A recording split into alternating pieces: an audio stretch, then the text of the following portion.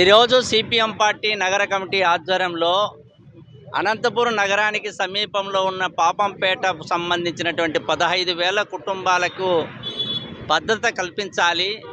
అక్కడ జీపీఏ పేరుతో చేస్తున్నటువంటి భూ బకాసురుల యొక్క అరాచకాలను ఆపాలని, ఎవరైతే దీనికి కారకులైనటువంటి రెవెన్యూ అధికారులు, రిజిస్టర్ ఆఫీస్ సంబంధించినటువంటి వాళ్ళు, సర్వేర్ సంబంధించినటువంటి వాళ్ళ మీద సమగ్రమైన విచారణ చేసి బాధ్యులైనటువంటి వాళ్ళపై చర్యలు తీసుకోవాలని ఈరోజు సిపిఎం పార్టీగా మేము ధర్నా సందర్భంగా డిమాండ్ చేస్తున్నాం.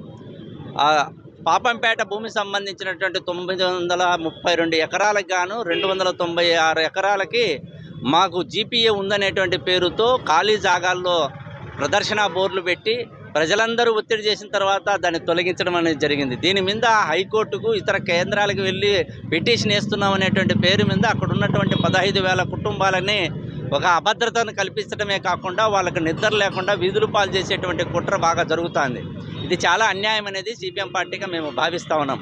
ప్రధానంగా ఆ భూమికి సంబంధించి 1952 నుంచి అనేక మంది భూములు కొనుక్కొని ప్లాట్లు వేసుకొని వాళ్ళ సొంతంగా బ్యాంకుల్లో అప్పులు పెట్టుకొని అప్పులు చేసి రకరకాలుగా ఇళ్ళు షాపులు కట్టుకున్నటువంటి వాళ్ళ మీద ఈరోజు జీపీఏ పేరు మీద చాలా ఇబ్బందులు పెట్టేటువంటి పరిస్థితి చేస్తూ ఉన్నారు.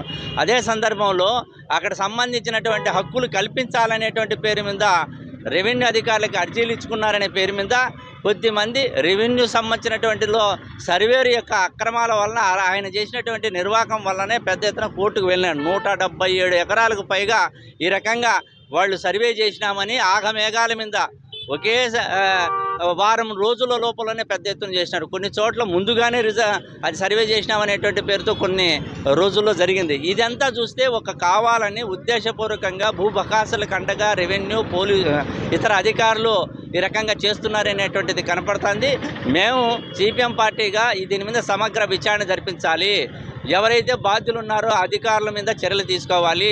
ఇక్కడ అభద్రత ఉన్నటువంటి 15,000 కుటుంబాలకు భద్రత కల్పించాల్సినటువంటి అవసరం ఉందనేటువంటి సిపిఎం పార్టీగా డిమాండ్ చేస్తున్నాం.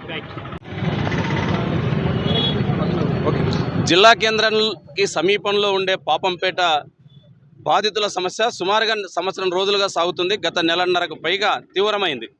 ఇంత తీవ్రమైన ఈ సమస్య ఉంటే జిల్లా రెవెన్యూ అధికారులు కానీ, ఇక్కడ ఉండేటువంటి ప్రభుత్వ యంత్రాంగం కానీ కనీసం ఆ పాపంపేటలో జరుగుతున్న సంఘటన ఏమిటి, దానికి నష్టపోతున్న ప్రజల వాళ్ళకు భరోసా ఇవ్వడంలో ప్రభుత్వం ఏ రకంగా వ్యవహరిస్తుందో స్పష్టం చేసే పరిస్థితి లేదు అని అంటే దీని వెనక చాలా పెద్దవాళ్ళు ఉన్నారు. ఎందుకంటే ఈరోజు 900 ఎకరాలకు పైగా ఉన్నటువంటి పాపంపేట పంచాయతీలోని సోత్రియం భూమి పేరుతో సుమారు 15,000 కుటుంబాలను వీధుల పాలు చేసి వేల కోట్ల రూపాయల విలువైన ప్రభుత్వ స్థలాల్ని కబ్జా చేసేందుకు అనేక మంది రాజకీయ నాయకుల పార్టీల ముసుగులో ఉండి ఈరోజు ఈ కబ్జాలకు పాల్పడుతున్నారు.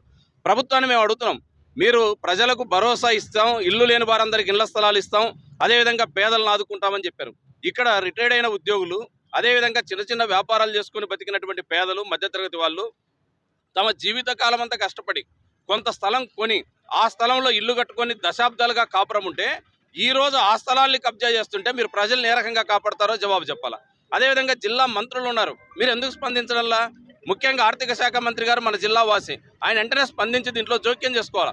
అదేవిధంగా ఎమ్మెల్యేలు వారు ప్రకటనలు, ప్రత్యారోపణలు, ఆరోపణల మీద కాకుండా మాజీలు ప్రస్తుతం వాళ్ళు మాజీల మీద ఆరోపణలు, వాళ్ళకేమో పిల్లికి చెలగాటంలాగుంది, ఇక్కడేమో ఎలకకు ప్రాణ సంకటంలాగా ఈరోజు ప్రజలు బాధపడుతున్నారు. మీ రాజకీయాలు పక్కన పెట్టి ముందు ప్రజలను ఆదుకునే చర్యలు చేపట్టాలని కలెక్టర్ గారు దీంట్లో జోక్యం చేసుకోవాలని చెప్పి సిపిఎంగా మేము డిమాండ్ చేస్తున్నాం.